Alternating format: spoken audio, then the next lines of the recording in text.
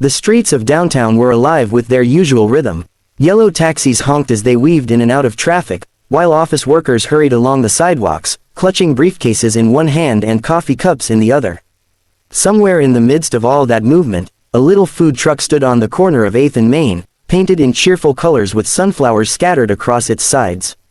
It wasn't flashy or polished like the high-rise buildings towering above it, but it carried a warmth that made people pause, take notice, and more often than not, stand in line for a meal. Inside the food truck, Lena pushed a strand of dark hair back under her scarf and tightened the straps of her apron. The heat from the small stovetop made beads of sweat roll down her temples, but she had grown used to it. This truck, though small and modest, was her pride, her battlefield, and her dream all wrapped into one. Every morning before the sun rose, she prepared dough, chopped vegetables, and marinated meats in her cramped little kitchen. By the time the first office workers passed her corner, she was already ladling out soup and handing over neatly packed empanadas. Life as a food truck owner wasn't glamorous. It was long hours, aching feet, and the constant worry of paying rent for the parking spot. Some nights she went home with a smile, her cash box filled enough to cover expenses. Other nights, she lay awake, staring at the ceiling of her tiny rented apartment, wondering if she had made a mistake betting everything on this dream. But no matter how hard it got, Lena pushed forward. This truck was hers, no boss, no rules but her own, and that freedom meant something. The line outside her truck was longer than usual that Wednesday morning. Office workers, students, and even a couple of construction workers waited patiently. Word had been spreading around about her cooking, crispy empanadas stuffed with seasoned beef, fresh mango lemonade that cooled the warm city air, and hearty rice bowls. Most people didn't even mind the wait. Lena smiled to herself as she flipped the last batch of empanadas onto the tray. Little victories, she told herself. Success wasn't measured in millions, but in the small, loyal group of people who came back day after day, asking for the usual. She leaned forward to hand a wrapped sandwich to a customer, and that's when she noticed him. A man stood a few places back in the line, tall enough to stand out among the crowd. He was dressed in a perfectly tailored navy blue suit, the kind that cost more than she made in a month. A silver watch gleamed on his wrist, polished leather shoes caught the light of the morning sun, and his posture was calm, confident, as if standing in line for food was merely a game of patience for him. His sharp features made it clear he wasn't just another office worker, he looked like someone used to being in charge. Lena frowned slightly. Men like him usually didn't show up at food trucks. They preferred rooftop restaurants or fine dining spots where waiters held their napkins for them. She half expected him to get impatient and leave, rolling his eyes at the idea of waiting like everyone else. But he didn't. He stayed, quiet and composed, his gaze fixed on the menu above her head. When at last the line moved enough to bring him forward, Lena straightened her apron and pushed down the flicker of unease that rose in her chest. She met him with the same customer smile she gave everyone. "What can I get you today?" she asked, her tone brisk and professional. The man's eyes locked on hers, and for a second, she felt a jolt, something oddly familiar in the way he looked at her. His gaze wasn't hurried or dismissive like most rich men she had encountered in passing. No, there was something searching in it, something that seemed to linger. "2 empanadas, he said finally, his voice deep, calm, and strangely gentle. Lena blinked, thrown off by the sound of his voice. It stirred something in the back of her memory, but she brushed it off quickly. She wrapped the empanadas neatly, placed them in a brown paper bag, and slid them across the counter. "That'll be $5, she said, keeping her tone even. He pulled out a sleek black wallet, crisp bills folded neatly inside, and handed her a 10. "Keep the change." She raised an eyebrow. Most of her customers counted coins and handed her exact amounts. Rich men throwing bills at her truck seemed almost out of place. Still, she tucked the money into the cash box without comment. He didn't leave immediately. Instead, he leaned just slightly closer to the window, enough for her to catch the faint scent of cologne, subtle yet expensive, the kind she had only ever smelled in department stores she couldn't afford to shop in. His lips curved into a small, knowing smile. "Still remember me?" he whispered, his voice low, almost conspiratorial. Lena froze, the words echoing in her ears. Her chest tightened as if she'd been caught off guard in the middle of a secret. For a brief moment, she thought she had misheard him. Her instinct was quick to cover the confusion. She straightened, her expression neutral, and shook her head lightly. I think you've mistaken me for someone else. The man's smile didn't falter.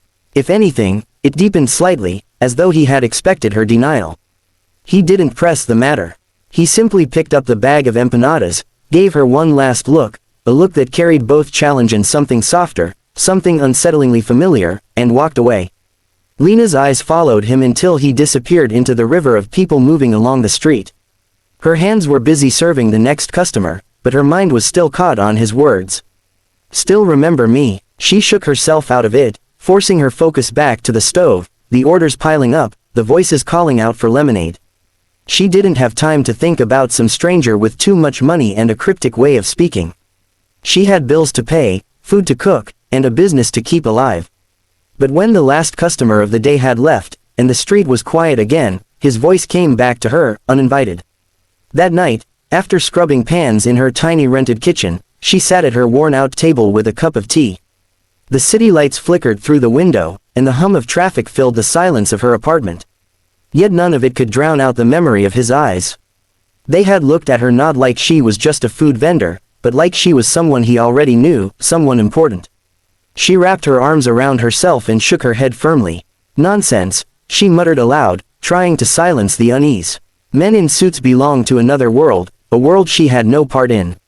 Her life was measured in early mornings, greasy aprons, and the constant smell of garlic and onions in her clothes. She couldn't afford to get distracted, not by strange words, not by familiar eyes, and certainly not by a man who looked like he had never known what it meant to struggle. Still, as she lay in bed that night, the echo of his whisper refused to fade. Somewhere deep inside, a memory stirred, faint, hazy, but insistent.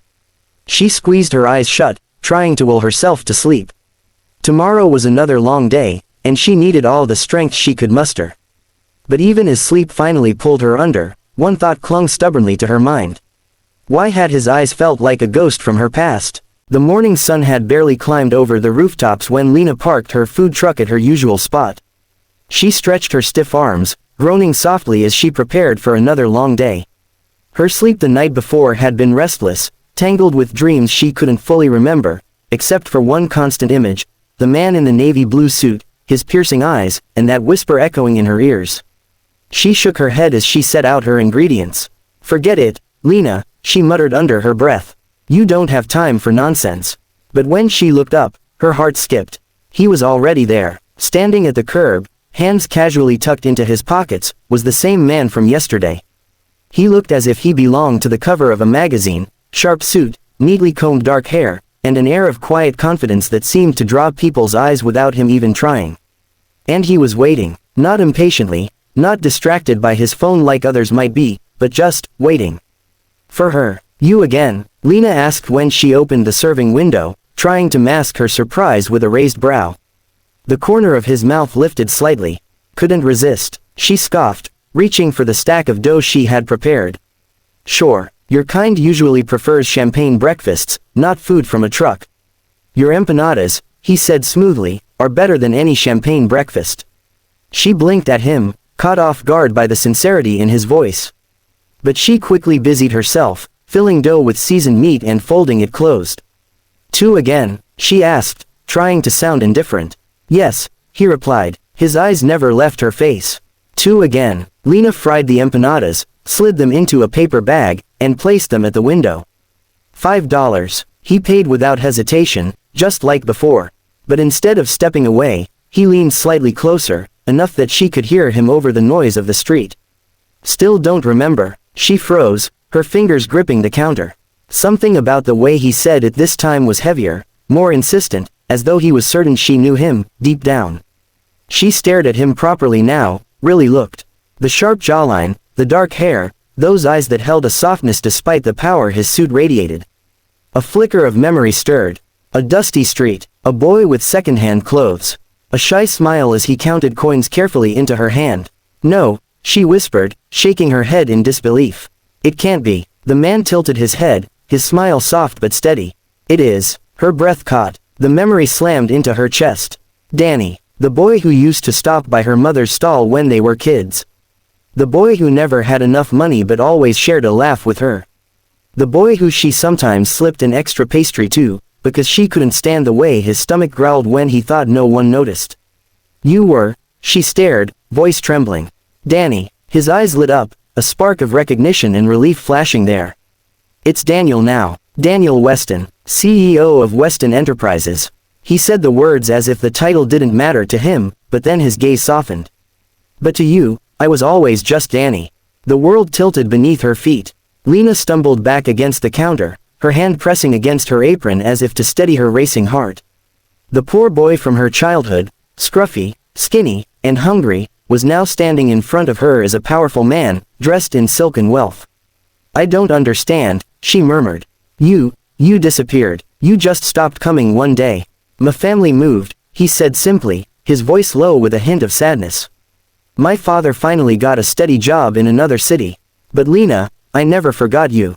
I never forgot your food, your laughter, the way you always treated me like I mattered, even when I had nothing. She swallowed hard, emotion rising in her throat. That was years ago, Danny. A lifetime ago. He gave a soft chuckle. Maybe for you. For me, it feels like yesterday. His gaze lingered on her, drinking her in as though every detail mattered. I looked for you when I came back to the city.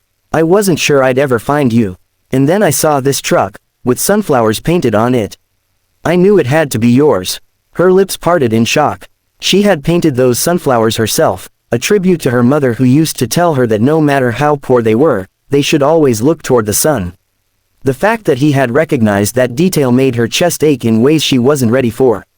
Why didn't you say something yesterday? She asked, her voice cracking slightly. I wanted to see if you'd recognize me, he admitted, his tone gentle. I wanted to know if I was just a ghost from your past, or if I still lived somewhere in your memory.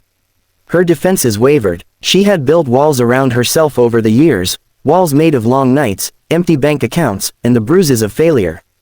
But his words chipped at those walls like gentle taps, reminding her of a simpler time when kindness was enough to bind two people together. You've changed so much, she whispered. So have you, he replied, his voice low but filled with admiration. But you're still the girl who gave me food when I couldn't pay. You're still the one who smiled at me like I mattered when no one else did. For a moment, the noise of the city faded, the honking cars, the chatter of passers-by, the clinking of coins in the cash box. All Lena could hear was the sound of her own heartbeat and the sincerity in his voice. Danny, she whispered, her eyes burning with unspoken tears. He reached out, resting his hand lightly against the edge of the food truck window. He didn't touch her, didn't push past the invisible line between them, but his presence was enough to make the air hum with something electric. I owe you more than you know, Lena. Everything I've built, everything I've achieved, I carried your kindness with me through all of it.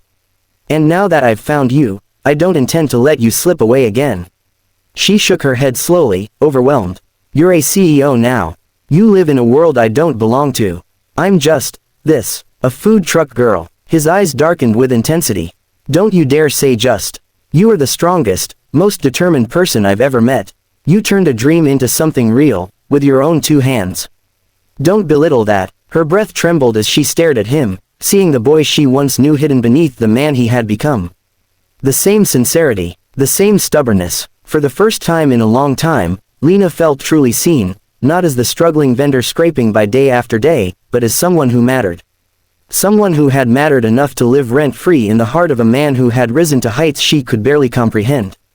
The line behind him cleared his throat impatiently, reminding them of the world moving on around them. Lena blinked, pulling herself back, her cheeks flushed. Next customer, she called, her voice steadier than she felt. Daniel didn't argue. He simply gave her a smile filled with unspoken promises, and stepped aside. But as he walked away, she knew this wasn't the end. The next morning, he was back.